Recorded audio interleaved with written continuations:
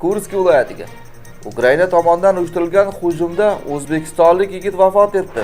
Yaqin vaqtda Rossiyaga kirib kelayotganlar kelishdan avval Gosusuga orqali kirib kelish maqsadini, nega kirib kelayotganligini belgilash kerak bo'ladi.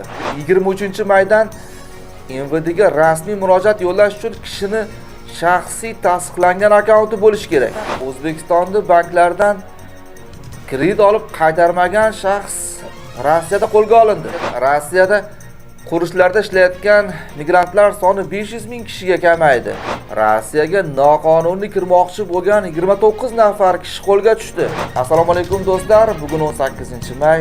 Migrantlar hayotda sodir bo'lgan real voqealar va navbatdagi yangiliklar bilan tanishing. Kursk shahridagi hujumda o'zbekistonlik yigit vafot etdi.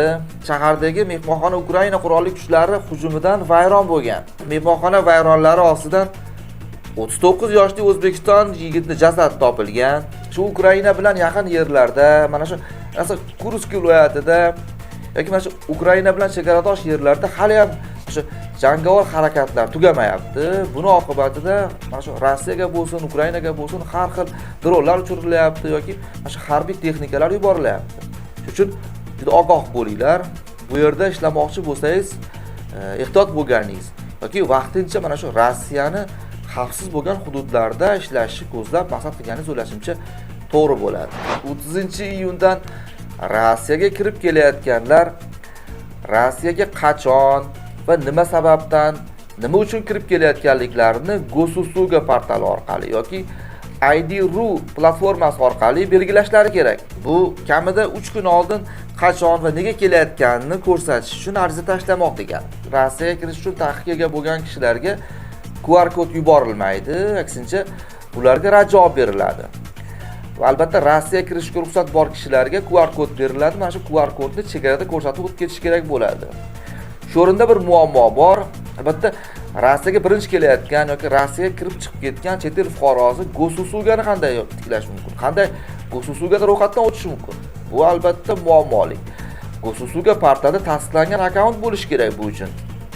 Hali ko'ramiz, ID.ru platformasi ham to'liq ishga tushgani yo'q. ID.ru platformasini o'rganib, uni tekshirib ko'rishning imkoni yo'q. Hozirda Rossiyada bo'ladigan bo'lsangiz, Rossiyada turib hozirdan Gosusugani ochib qo'yishga harakat qiling. 30-iyundan keyin kirdi-chiqdi qilish maqsadida chegaraga chiqqan ham, Rossiyaga endi kirib kelayotgan ham mana shu avvaldan nima sababdan va kim oldiga kelayotganligini mana shu yuqorida aytgandek ID.ru ilovasi orqali yoki Gosusuga portali orqali o'zi haqidagi ma'lumotni yuborishi shart. Bu haqda men sizlarga va'da beraman. To'liq ma'lumot berib o'tib ketishga harakat qilaman.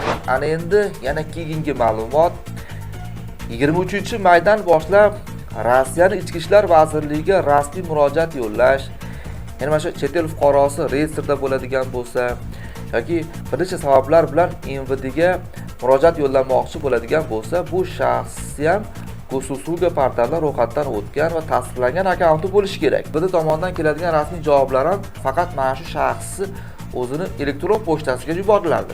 Hali ham mana shu Gosusuga platformasini skachat qilib, undan ro'yxatdan o'tmagan bo'lsangiz, bu ishni qilib qo'ying. Yaqin kelajakda bu Gosusuga portali siz uchun juda kerak bo'ladi.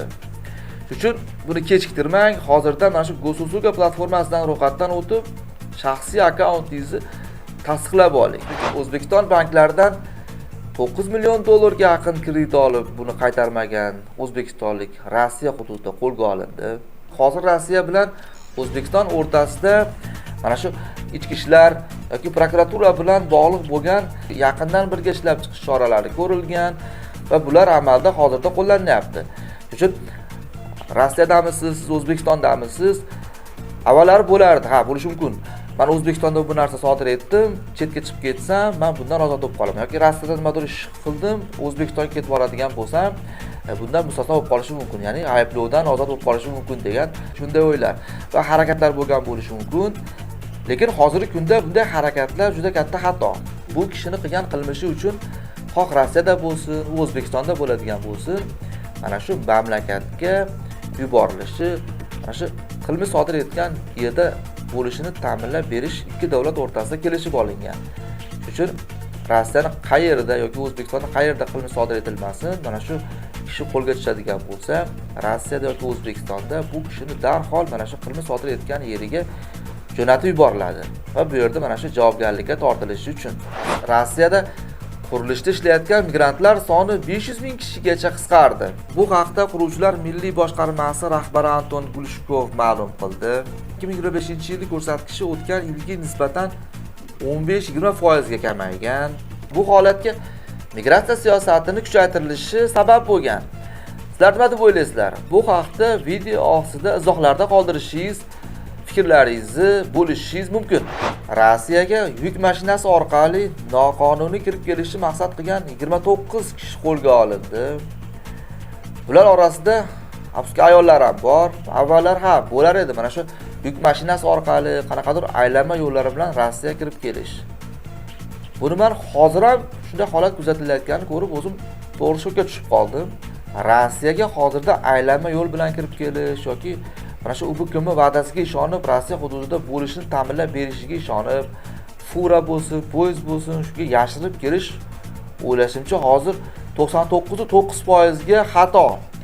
Ya'ni mana shu chegara qo'shinlari xizmat kuchaygan hozirda nazorat. Ya'ni Rossiya kirib keldi deylik bu chet el fuqarosi. Mana shu Rossiyani aylanma yo'l bilan noqonuniy buzib kirgani uchun bu chet el fuqarosiga jinoyat ishi qo'zg'atiladi. Va bu chet el fuqarosini panjara ortiga yuborishlariga sabab bo'ladi. Shuning uchun Rossiyaga UBKM taklifi bilan mana shunday aylanma yo'llarni, chegarani noqonuniy kezib o'tishi taklifi tushadigan bo'lsa, yaxshilab o'ylab ko'rish kerak. Rossiyada mana shu qilmish uchun yuqorida aytganimdek panjarada ortda bo'lib qolish hech gap emas. Do'stlar, sizlarga tayyorlagan yangiliklarimiz shulardan iborat edi. O'ylashimcha ushbu yangiliklar sizlarga kerakli va manfaatli bo'ldi. O'zlaringizni ehtiyot qiling, hurmatli do'stlar. Keyingi videolarda ko'rishguncha xayr, salomat bo'ling.